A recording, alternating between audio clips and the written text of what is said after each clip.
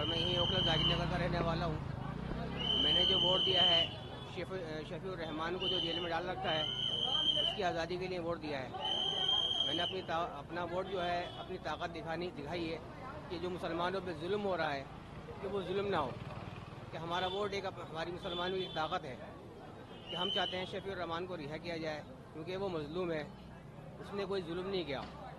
और अंदर जो वोट दिया जा रहा है बहुत सुकून और शांति से वोट डाला जा रहा है और बहुत ही शांतिपूर्ण तरीके से वोट फारिग हो जाएगा। और हम ये चाहते हैं हमारे जो भाई शफीउर रहमान है वो जल्द से जल्द रिहा हो जाएं और उनको बेगुनाह साबित किया जाए। वो है ही बेगुनाह साबित किया जाए तो ज़बरदस्ती हुकूमत ने उनके साथ जुल्म कर रखा है और उनके जुल्म को जो है, हुकूमत के जुल्म को है वोट की ताकत के ज़रिए ख़त्म करा जाएगा। जो ऊंचे दर्जे की सीटों पर बैठे हैं वो लोग जो है जुल्म कर रहे हैं, किसी को भी पकड़कर जेल में डाल देते हैं और तरह तरह के केस लगा देते हैं। भाई उनका कोई कहने सुनने वाला नहीं है, लेकिन अल्लाह की ताकत जो है वो हमारे साथ है और जिसके साथ अल्लाह की ताकत है वो अल्लाह की हिफाजत में है। अल्लाह ने हमें ये हक़ दिया है कि हम अपने वोट की ताकत से जो है अपने भाई की मदद कर सकते हैं, तो हमने अपने भाइयों को वोट दे रहे हैं।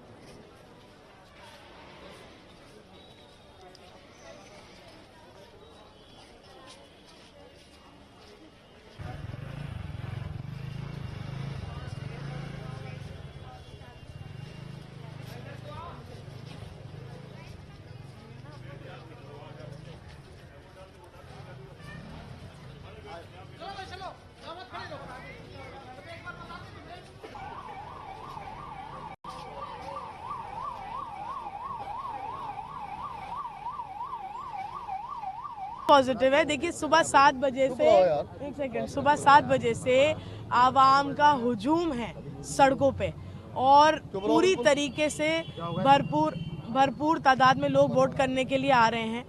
कहीं ना कहीं ये एक बदलाव की जो हवा है, ये एक साइन है कि लोग यहाँ बदलाव चाहते हैं और वो हवा जो है कांग्रेस की तरफ मजबूती से चल रही है। इलेक्शन सही चल रहा है, बहुत अच्छा इलेक्शन चल रहा है। देखिए आप पूरा इलेक्शन प्रोसीजर अगर मैं बात करूं, पूरे इलेक्शन प्रोसीजर की अगर मैं बात करूं तो लगातार यहाँ जितने कैंडिडेट्स हैं, एक आम आदमी पार्टी के अमानतुल्लाह साहब हैं जिन्होंने पूरा इलेक्शन सिर्फ एक मुद्दा रखा कि मुसलमान खतरे में हैं और बीजेपी हावी हो जाएगी, बीजेपी का डर दिखा के वोट मांगा। दूसरे बीजेपी के मनीष चौधरी हैं, उन्होंने ये रखा एजेंडा कि हिंदू खतरे में है, कटोगे तो बटोगे। तीसरा MIM है, उन्होंने ये कह दिया कि अगर हमें वोट नहीं दिया तो तुम सब गद्दार हो, कौम के गद्दार हो। वो तो सर्टिफिकेट लिए बैठे हैं सबको कैरेक्टर सर्टिफिकेट देने के लिए। खुद वो बीजेपी को इनडायरेक्ट फायदा पहुंचा रहे हैं, 2 सीटों पे इनडायरेक्टली पहुंचा रहे हैं वोट बांट के, और 68 सीट्स पर बीजेपी MIM के नाम पर इलेक्शन लड़के पोलराइज कर रही है हिंदू वोटर को, वहां पे भी उनको फायदा पहुंचा रहे हैं। ये एक भी कैंडिडेट डेवलपमेंट पे बात करने को तैयार क्यों नहीं है? पूरा इलेक्शन प्रोसीजर जो चला है, दौर जो चला है इलेक्शन का 20-25 दिन का, एक भी कैंडिडेट इनमें से ना ये कह रहा है कि मैं सीवर बनाऊंगा, सही करूंगा, ना ये कह रहा है मैं सड़क बनाऊंगा, ना ये कह रहा है कि मैं बिजली के मीटरों पे जो रिश्वतें ले रहा है BSES उस पर। जितने डेवलपमेंट के इश्यूज हैं या लोकल इश्यूज हैं जिनसे आवाम 10 साल से जूझ रही है, उस पर कोई कैंडिडेट बात करने को तैयार नहीं है। हर आदमी कम्युनल पॉलिटिक्स कर रहा है, हर आदमी पोलराइज करने की कोशिश कर रहा है वोटरों को। और देखिए जो नेता इलेक्शन के दौरान डेवलपमेंट की बात नहीं कर रहे हैं, आप उनसे क्या उम्मीद रखेंगे कि वो इलेक्शन के बाद क्या डेवलपमेंट करेंगे? यहाँ की आवाम अगर उनके पास जाएगी डेवलपमेंट के लिए तो वो कहेंगे तुमने डेवलपमेंट की बुनियाद पे वोट थोड़ी दिया था, तुमने तो हिंदू मुस्लिम पे वोट दिया था।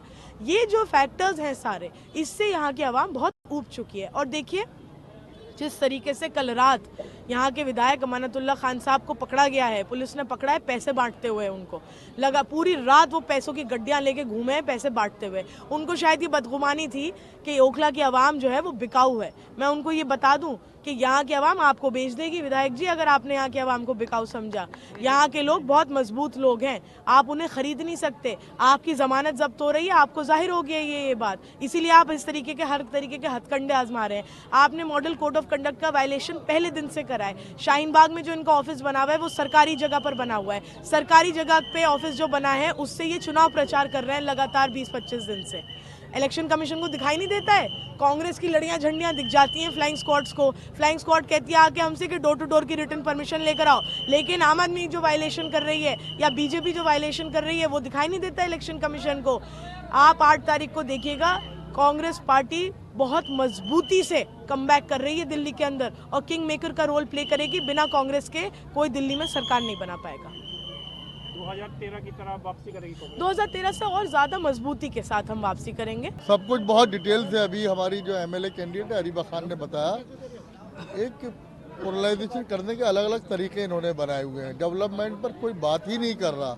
यहाँ का विकास कैसे होगा, कौन करेगा, कैसे होगा। अब तक 10 साल में हमें 20 साल पीछे कर दिया गया। एमएलए ने कोई डेवलपमेंट ही नहीं किया।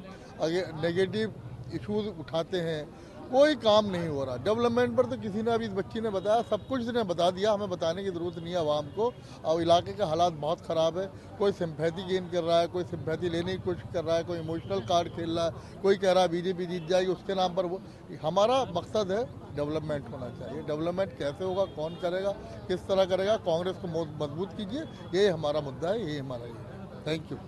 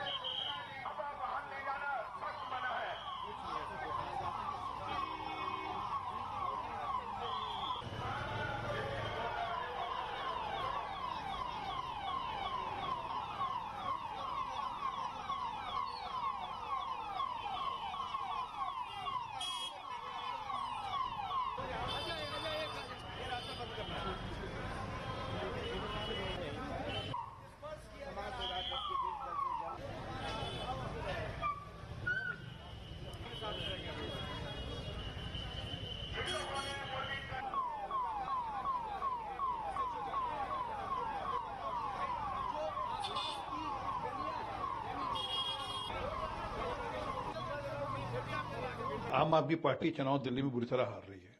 अब वो किसी रंग से भी कुछ भी करके चुनाव जीता जाए, अब नकली वोट डलवाए जाएं। अब जैसी जानकारी आ रही है कि कुछ महिलाओं को बुर्का बनाकर बार बार रिपीट किया जा रहा है, वहां वोटर नहीं है उनको भेजा जा रहा है।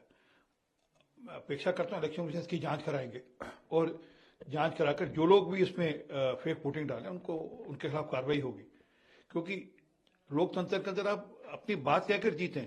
नकली वोट डलवाकर, वो भी दिल्ली जैसे शहर में आप नकली वोट डलवाकर, वो भी बुर्का पहनकर आप कोशिश करें वो नकली वोट डलवा लेंगे, चलने वाला नहीं है। सर, दिल्ली में अभी जितना वोट टर्नआउट हुआ है और जिस तरह से देश में चुनाव का माहौल बना हुआ है, क्या लगता है आपको बीजेपी का क्या स्टेटस? देखिए, मेरी जानकारी के हिसाब से 35% वोट टर्नआउट हुआ अभी तक, और उसमें जितने हम लोग घूमे हैं आज दिल्ली भर में, टेबल्स पर हमारे यहाँ रश है, हमारे भाजपा के टेबल्स पर रश है, और खास करके क्लस्टर एरियाज में और झुग्गी झोंपड़ी के एरियाज में खूब लोग अच्छे ढंग से हमारे टेबल्स पे आ रहे हैं और अपनी वोटर स्लिप लेकर जा रहे हैं और वोट डालने के लिए आतुर हैं। मुझे लग रहा है कि इस बार हमारी सरकार बन रही है और लगभग 45 से 50 के बीच में हमारी सीटें आएंगी और दिल्ली की जनता हमको भरपूर आशीर्वाद दे रही है।